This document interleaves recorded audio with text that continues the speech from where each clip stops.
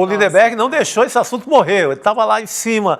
Pô, porque esses patriotas, né, deputado, adoram mandar dinheiro para fora do Brasil, né? Que amor é esse ao país? É isso.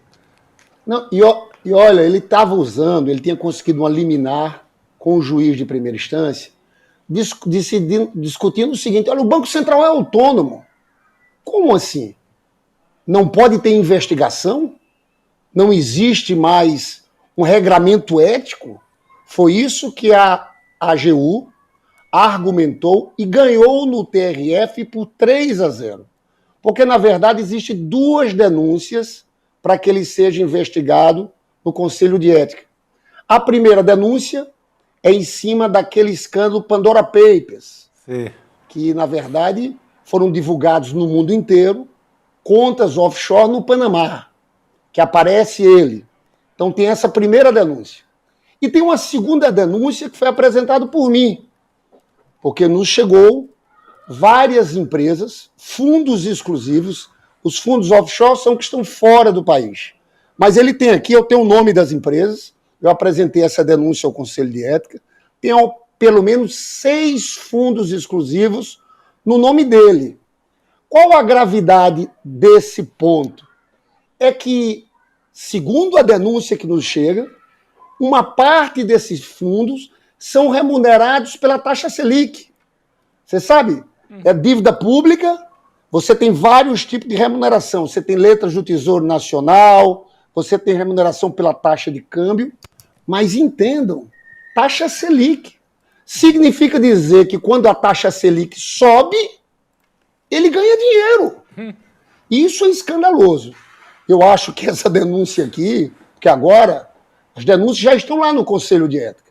A partir dessa decisão do TRF, o Conselho de Ética pode imediatamente examinar esses casos. Mas vocês entendem a gravidade da coisa? Sim. Ele pode até... Ele já deu... Não, eu ia dizer o seguinte, só para o nosso público entender totalmente, né, deputado? Quando o Banco Central se reúne e mantém ou sobe a taxa Selic, significa que o Campos Neto, que tem dinheiro no exterior, se essa informação é confirmada mesmo, né? A gente precisa ter certeza absoluta, mas a informação é essa, a remuneração é pela taxa que ele ajuda a definir. Sim, cada meio ponto ele enrica tanto. Ele enrica. Então, algo, assim, são vasos comunicantes absolutos. A gente tem certeza sobre isso já, deputado, de que a remuneração dos fundos onde ele deixava o dinheiro dele é pela Selic? Isso está já determinado ou é a investigação que quer avançar para isso? É isso que o Conselho de Ética tem que avançar. Eu sou deputado federal. Sim. Eu recebi a informação de que ele tinha aquelas empresas. Você veja, tem um fundo offshore e tem os fundos nacionais aqui no Brasil. Chamam fundos exclusivos. Ele foi, no ano passado, na Comissão de Finanças e Tributação.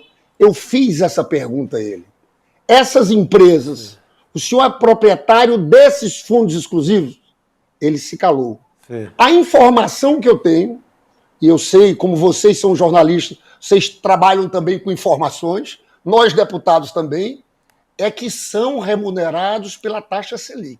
Ele fugiu da minha pergunta, eu apresentei essa denúncia e ele agora vai ser chamado ao Conselho de Ética da Presidência da República para apresentar as informações. O que eu acho é que isso é muito grave. É muito grave. Porque, na verdade, tem uma parcela desse país de rentistas, que é de gente multimilionários, que, na verdade, ganham dinheiro com a especulação financeira. Ganham dinheiro com esses títulos da dívida pública. Hoje, aqui no Brasil, são poucos os que jogam investimento. São, porque nós temos a segunda maior taxa de juros do mundo. Eu quero chamar a atenção, Chico, Rodrigo, Gabriela, que essa semana saiu a ata da última reunião do Copom, em que eles decidiram manter a taxa de juros, taxa Selic, em 10,5%. Eu tenho dito que é uma política de sabotagem ao país. Você sabe, o presidente Lula, da parte dele, está fazendo tudo que tem que ser feito. Nós chegamos agora em junho no menor desemprego desde 2014. 6,9%. Desemprego caiu. Nós tivemos um crescimento de renda de 11%. Nos 5% mais pobres, o crescimento da renda foi de 38%. Né? Por quê? Porque a inflação, que era 12% com Bolsonaro, fechou o ano passado em 4,62%. agora está em 4,21. A projeção do próprio mercado para o final do ano é em 4,10. Então você vê, você cai a inflação, teve a política de valorização do salário mínimo, ou seja, o salário mínimo subiu acima da inflação, 6% acima da inflação no governo do Lula. Se cai a inflação, aumenta o salário, sobra mais dinheiro no bolso. Bolsa Família turbinado. A gente já tem isenção de imposto de renda agora até 2 salários mínimos. Lula prometeu chegar a 5 mil reais. Teve o desenrola que resolveu a coisa de dívida. O único problema que a gente está tendo é essa política de sabotagem, Chico. A ata da reunião do Copom tinha uma ameaça clara. Eu sou impressionado com a arrogância desse Roberto Campos Neto, falando que pode subir a taxa de juros. Agora, veja bem, vai subir em que contexto?